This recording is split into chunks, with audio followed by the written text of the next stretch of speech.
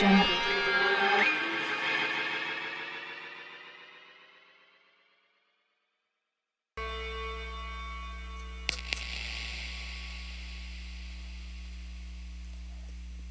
we're MRCH. Thanks for having us here in Tucson. This next song is called Ruins.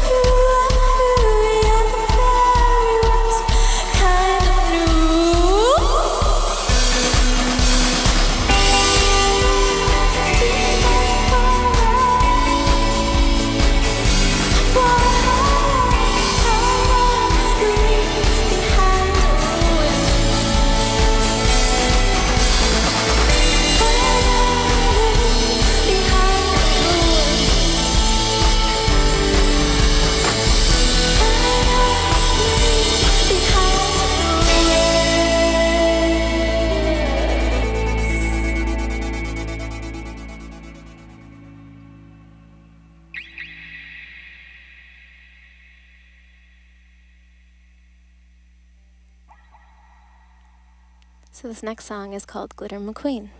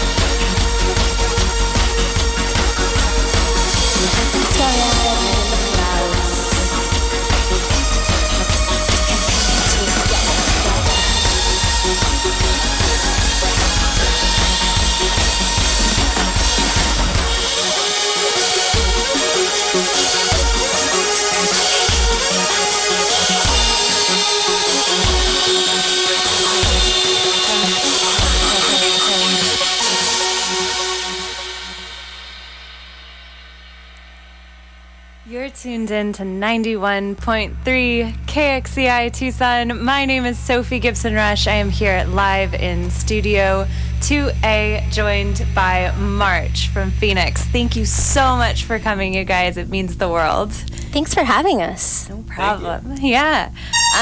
First of all, Mickey, is everything sounding okay? Yeah, I think I lost my synth there for a minute, but I think it's back now. It came back. Yeah, Great. might just need a little bit more.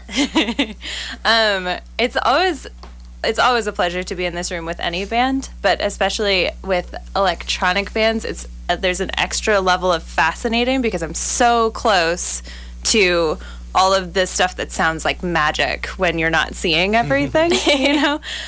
So first off, I'm just wondering, how did you go about cobbling together your sound, which seems to me to be such an interesting combination of organic acoustic sounds and electronic sounds? Well, I think to start it was out of necessity. We both went to school for jazz, actually, and weren't great at it, but loved it. And then started an indie rock band, and then realized that it's hard to coordinate 5 people on a schedule. So then we suddenly found ourselves needing to be able to produce the sounds we wanted with just 4 arms. So electronic was yeah. So you have the classic, the electric guitar and your vocals, and then a very live, visceral drum set, and then you've got laptops and pedals. And all the buttons that continually go wrong, but it's fun. So if you had a jazz background, did you have to teach yourself to do a lot of these more electronic things? I mean, I would say I had more of a pop background, but we did dabble in some jazz. It's been a learning curve. Jesse could probably tell you. Yeah, and even mine's a little bit more eclectic, should we say, my background, because that's true. that's probably why I hit way too hard, as I was in a metal band for a long time. Really? Did all that stuff. Can't you tell? We have that metal edge, right? Yeah. I had camo Especially shorts. in your look. Yeah. Mickey, one time I had my hair dyed black, which was a great look. But so it's been interesting to try to take what we learned in jazz, which for me was a lot about dynamics and not playing things, which was probably the biggest takeaway, was as an overplayer when not to. But yeah, this whole technology side has been a whole nother beast, but in a lot of ways it's been kind of amazing to use as a writing partner and a tool. Things that you would probably never in a traditional band setting utilize or think to utilize. So, and we are still learning always, forever. I just got this new MIDI controller and I was hitting the wrong things during that last song. So just trying to figure it out, daily. Well, it sounded great. It sounded like you're all in harmony working together. Wonderful. So no worries. You guys, the last time I saw you, you were a 3-piece, but now you're traveling and recording mostly as a 2-piece. And where does that stretch you? Like, where are the moments where you think, oh no, we need a bassist? Where aren't the moments? No. We've actually now for over a year just been the 2 of us, and I think that we appreciate the laptop's always on time to practice, but it's nice having more people on stage. So down the road, maybe we'll have some more people joining us. But for now, this is how it's doable. Yeah. Is your chemistry when you play music different from your chemistry, the 2 of you, in real life? Personal question. I mean, I think it's probably the same because I'm just opening my mouth a lot, and you're just hitting stuff. Oh, that sounded really No. Just kidding. I retract everything I just said. We can backpedal. But it does feel in this room like there's a lot more communication than 1, 2, 3, 4. There's a lot more sensory communication between the 2 of you, which is always a treat to behold. Yes, definitely. And especially on stage, I think both Mickey and I have played with each other now for 8 years? Congratulations. Maybe a long time. So there is a lot of nonverbal communication that we pick up on each other, and we can legitimately have conversations during shows. Just through looks, which is always amusing. There was one show also recently where we were in LA, and just the way that the set was arranged, I had to be in the back of her, and that was the worst. Just her with backline the drums, solo acting it, and me looking Not at the only was he in the back of the head. stage, but we usually have lights, and there was a lot of smoke that night, and so legitimately he was invisible, and it was just I was a solo act, and I didn't like it. It was real sad. Had a Yeah, spinal couldn't tap communicate. image. Yeah, It was that much. exactly yes. Which actually leads me to my next thought, which is about a year ago, you guys were at the Mondo NYC Festival, correct? It was about a year? Mm-hmm. Yeah, and you opened for churches. You had just finished a really big Midwestern tour. I remember from social media, you were just playing all the time. There were so many photos, extraordinary photos of you playing live on big stages or small stages, just going for it. And I know that you took a little bit of a break recently to write this album. So how did that change of pace come about? Well, we did not want to take a break. Yeah. We're the type of people that, I mean, as an indie band, I think most of them will attest to, like, there's a certain amount of just momentum that you want to keep moving, and it's like a flywheel. You got to push it until it can sort of maintain itself in a little bit of a way. But, yeah, we did not want to take a break, but we both kind of, at the end of this spring, we were in... coming back from the West Coast, and we had just done a really long jaunt to get back here because a family member had a health emergency, and we were pretty tired, and had been reflecting on the songs that we had out at the time. We were like, we just have so many more in us that we want to get out, and we set off to make an EP and told ourselves we would cut it down from 12 songs to 5, and we couldn't cut that many. So we ended up with a 10-song full length and just had to embrace it. But yeah. Was there a sort of like a really concerted songwriting process, or were these ideas like the way that some bands do, where you like decide the next 2 months I'm going to spend in this room writing songs, or were these things that had kind of been kicking around for a long time that needed to be let out?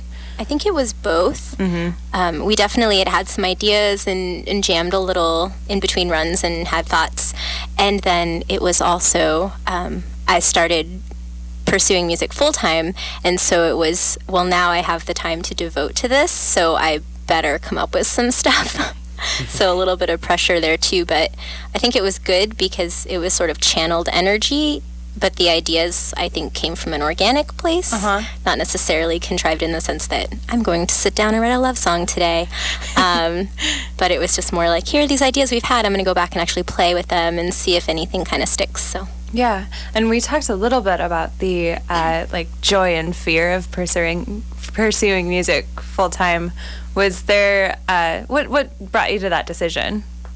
Well, it's always been a goal, and I think in my mind, it was when the shiny gold record label comes along and picks me up and says you're signed, now you're a musician.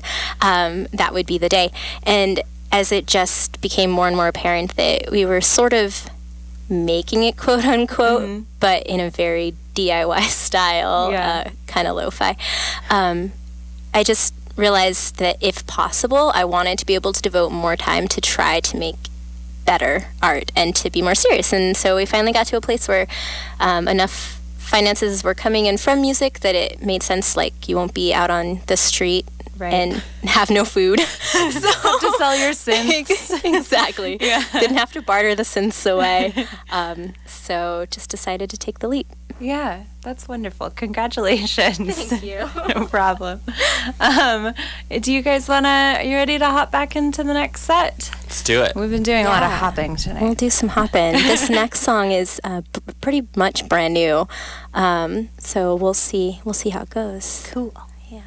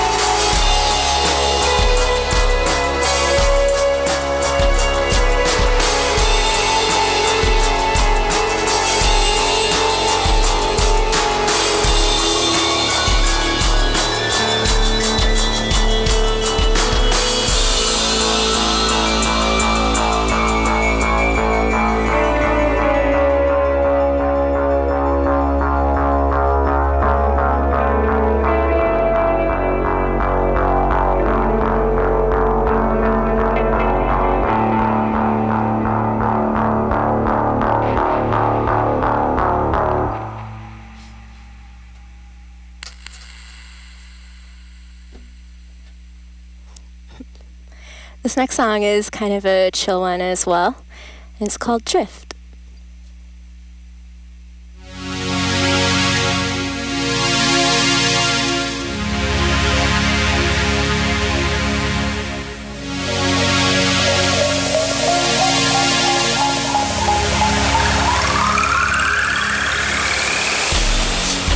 We have nothing of consequence to say to each other, so we say in this coffee shop, chat about the weather.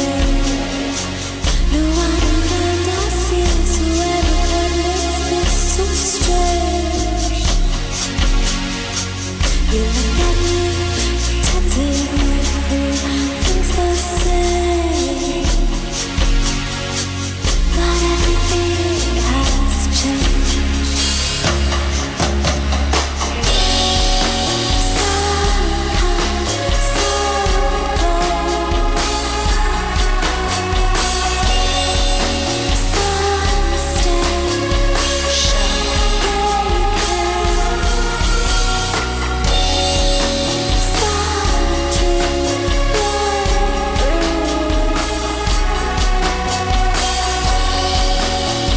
leave our trees.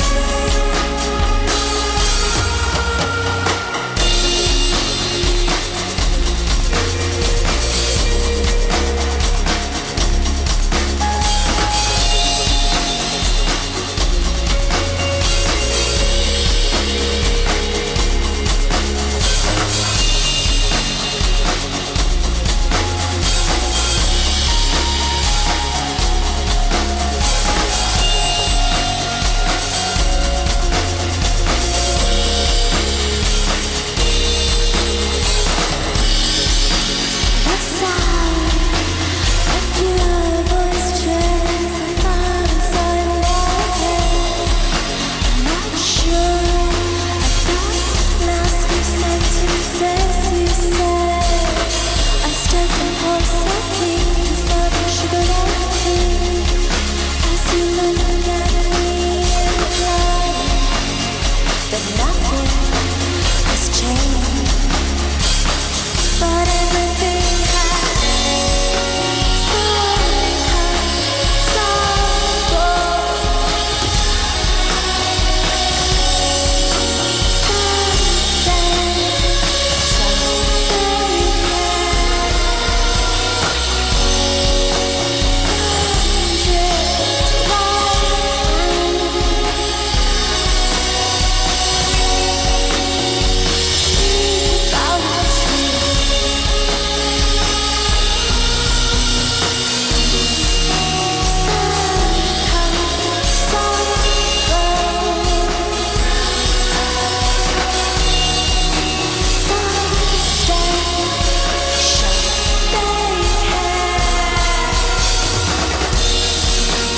Some drift away.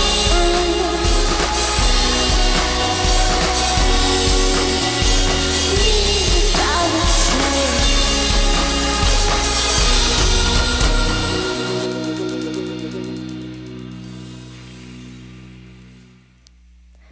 I guess we've got this next one for you guys. It's called Moonglow. Keep hydrated.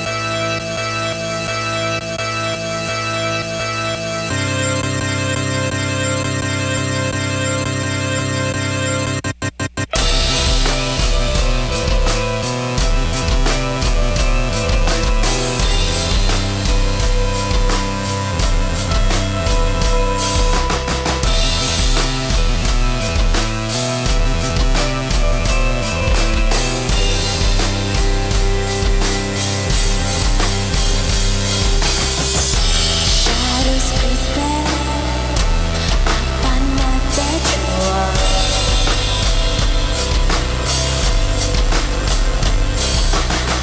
The thoughts together, but I can't break myself from asleep. Try to tell myself to keep going. Try to tell myself to keep going.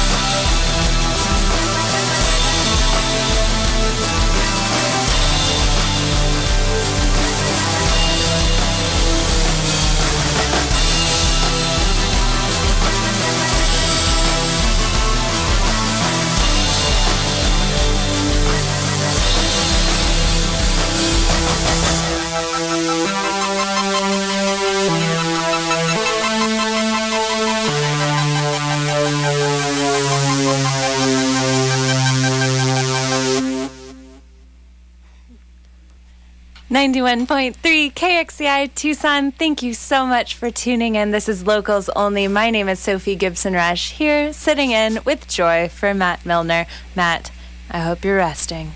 All right, we are joined in Studio 2A by March, all the way from Phoenix. It's hard with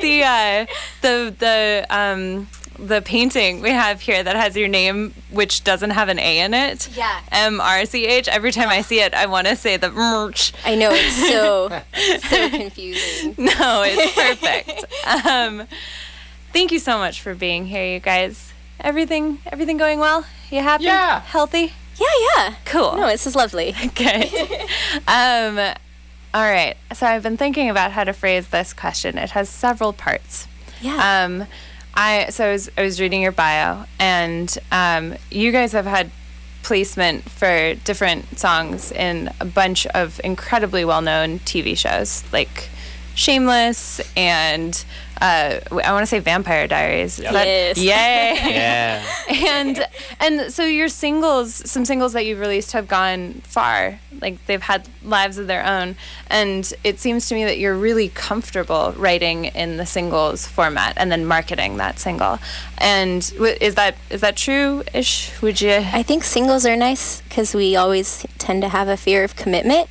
One and done, you know? Yeah. If it turns out bad, you just move on. Yeah. So your first full length, though, is out on October 12th, and it's called, oh gosh, I almost said Reflections. It's not called Reaction. It's cheerful. Yeah, it's a little more Mulan. A little bit, but I loved that. Reactions. Yeah, so the singles are doing great. They're taking off. What made you sit down and write a full length? Well, we had a bunch of ideas, and we actually didn't sit down to do a full length. We intended on doing an EP. Right. And we started writing, and it just sort of began to form into this kind of cohesive thing. Maybe no one else will notice, but to us it became cohesive. Well, I'm curious, though, the Yeah. cohesiveness of it. You Yeah. were saying that earlier you were saying that there's some darkness, and also the title are clues towards that. What's that? Yeah, so we on tour generally when we're playing, because we don't have a lot of recorded music, so something that people have said to us a lot is that it's poppy, but there's this dark sort of edge to everything that we play, which we don't necessarily intend to go for dark. We're not necessarily dark people, but it comes across that way.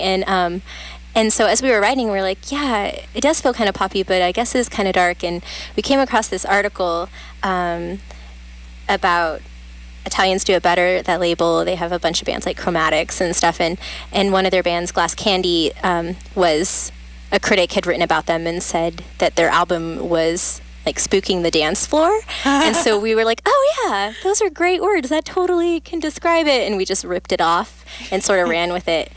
So that was kind of the umbrella theme as we started producing the record. Yeah. As to specific songs, are there any songs that you felt were out of your comfort zone or unusual for you guys as a band?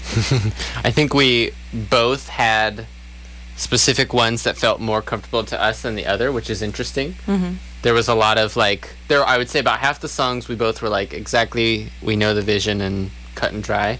But there were a few where I was definitely in love with it first, or Mickey was in love with it first and had to kind of like bring the other one along, like, Wear no, the other one down. trust me, I know where I'm going with this. Come follow me. I think actually one of the songs that was interesting for me to get behind, but now I think is the one that we're gonna try to tease later, which is called Lost Boys, which is Mickey's like inner blood orange Dev Hines producer kind of thing. You're making the standards well, so high right you were now. listening. Stop You were it. listening to him a lot, and that kind of just came out. But yeah, there were touch definitely that. some give and take, but I Yeah. think we both ended up loving each 10. Yeah. Each And one. so did Reactions come before the album, that concept, or did it come after you compiled these songs together? The title? The title, and you were saying that everything is in one way or another a reaction to something. Right. Yeah. Titles literally are the worst. Yeah. We have the hardest time. Any song, like the one we just played that's Moon Glow, like we've called it Lil G forever just because we like was in the key of G, and like we are the worst with titles. And so we were actually completely done with the album and had no title. And our last EP was crazy long, ridiculous title. And so we're like, it should be shorter than that. That was What really was the our last only. EP? It was I Love You, But You Don't Know What You're Talking About, which is a Wes Anderson reference. Yeah. It's so long, and it's this little EP. So, we're like, let's go for a shorter one. And that was kind of it. And then after sitting down and actually thinking about it, I think that was the hardest part. We're like, well, we'll go with this. And is it reactions to things across the board? I mean, we will all find out when we listen to the album, I'm sure. But are they more personal, like current events? Is there a mishmash? Totally a mismatch. I think lyrically speaking, the reactions were to specific seasons, I would say, over the last couple of years. So some friendships that maybe changed direction, or just sort of as you grow up and start to realize more and more how much sadness there is in the world, and trying to cope with that and like not let it make you a bitter person. So I think these songs are kind of a mix, because there's some really raw ones, and even like the first single we've released is called My Mistake, and it's sort of like that moment right after you have a heartbreak of some kind and you're just like, well, I'm not putting my walls down again. Like, so there are those moments that are more cynical on the album, which I think are necessary because they're true. But then there are also like some other songs on there that are kind of like the ray of hope or the light, and you know, that moment where you're like, okay, I think I'll be okay, I can grow from this. So yeah, just reactions. Yeah. Have you performed this music yet? Only a couple songs. Actually exactly two. And the rest are all brand new. Yeah. So we'll see what happens at our release show. Which, let's talk about that. First of all, how exciting to like bring a totally new batch of songs to people. Are you nervous? How do you feel about it? Yeah, I think we're both a little nervous, but I think we're both really excited to. A lot of this material had been kind of like deep down and stuff that we had wanted to play or felt like we were figuring out our sound, you know, as many bands do. And so I think we're excited to see how this goes over and have that human interaction between an audience and ourselves. But I'm excited. Yeah. I feel like most times all our songs are new songs. Yeah. So, awesome. You know, so we'll have that handful of people that would know, but... Yeah. And first of all, what's the date of this show? It's the 14th, correct? The 14th of October. And where? At Valley Bar in Phoenix. In Phoenix. Downtown. Yeah. And what time? Oh, gosh. 8, I think. Right? That sounds like showtime. Yeah. Yeah. We have the whole night. So. Yeah, we're having some friends do like DJ, and then we're having a friend who's sort of an analog synth noise musician. He's going on directly before us, and then we're actually the only band that night not because we're so full of ourselves, hopefully, but because we wanted to make it really special with some really fun light installs and projections, kind of just more of an art experience, cool. Hopefully to like vibe with each song. So in light of doing that, we're trying to do that as best we can. So that's why we're the only band that night. Wow. Yeah, so did you work with an artist specifically on that, or did you guys create them? DIY. We are DIY, except we are partnering with a professor at ASU who has, he's a computer science-y guy. You can tell I know exactly what I'm talking about. But he patented this MIDI controllable light, which is what we use anyway with Ableton. Yeah, I've seen you do that. Yeah, it's really but cool. He has more bulbs and things, and it's all done wirelessly. So we're working together to coordinate lights throughout the whole venue. So we'll see how that goes. But it should be fun. So we're not totally DIY. Yeah, that's so cool. Where did that idea come from?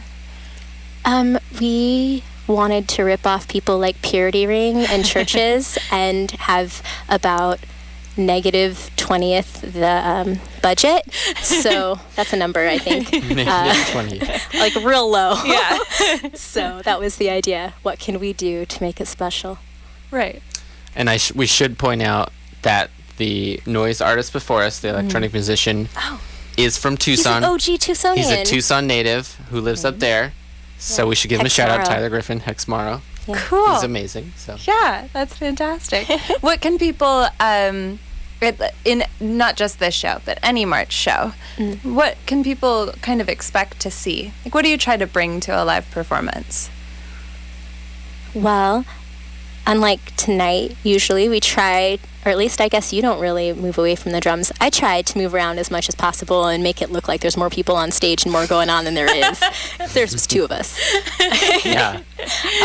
Also, I really love interacting with people, which might be totally obnoxious, but I like to have conversation and I like to stare people in the eye, and I don't know, I don't like it to be us and them with the audience. So it's fun for me, I guess, to make people just really uncomfortable, maybe. Yeah, that's good to know. We're in a very small room. I'll make eye contact, though. Okay, the whole time. Okay, good. And then the album itself is out on the 12th. Where can people find it to download or purchase? Everywhere. Everywhere. It's available for pre-order on iTunes right now, Bandcamp, Amazon Music, I think. Obviously, you could stream it on Spotify when it comes out on the 12th, and Apple Music, and everywhere else. There are so many streaming Online, you should say. platforms. Yes. Physically, they'll be in a few stores. Yeah, a few local stores. See ya. And, And if you come to the release show, you'll get a copy. And are you With the releasing CDs, vinyl? CDs right now, because we didn't have time to press vinyl. But we do hope to do vinyl soon and maybe have some bonus tracks. So cool. Oh, Yeah. real quick. So we're going to play one more song, correct? Live.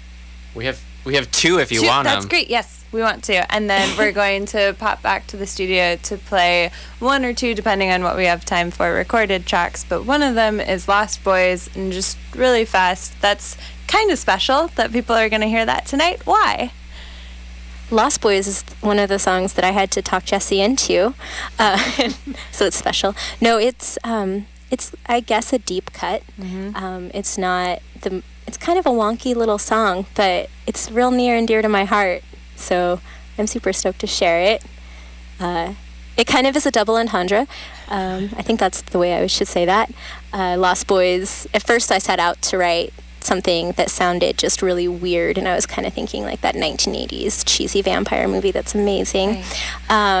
And then as I started writing it, I got all whimsical, and I was like, oh, maybe this is more like fairy tale. And then it was kind of just like a coming of age song. So Cool. And this is basically the first time that the public will get to hear it. literally the first time. The first time. The first time. The All right. first. Well, we're honored. March, thank you so much for coming to join us in Studio 2A and in our city. It means a whole lot. Hopefully we will see you soon. Hopefully I will see you on the 14th. Yeah. Yay! Lovely. Okay. Take it away. Next two songs.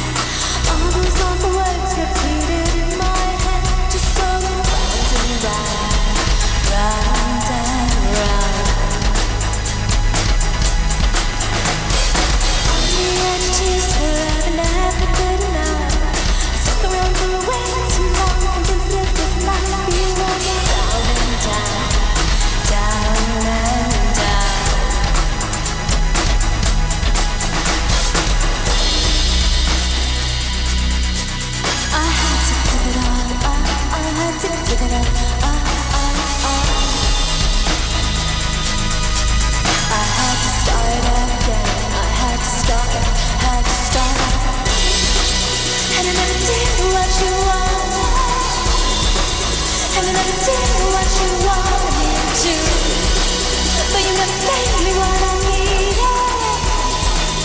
All I ever needed was you, you, you.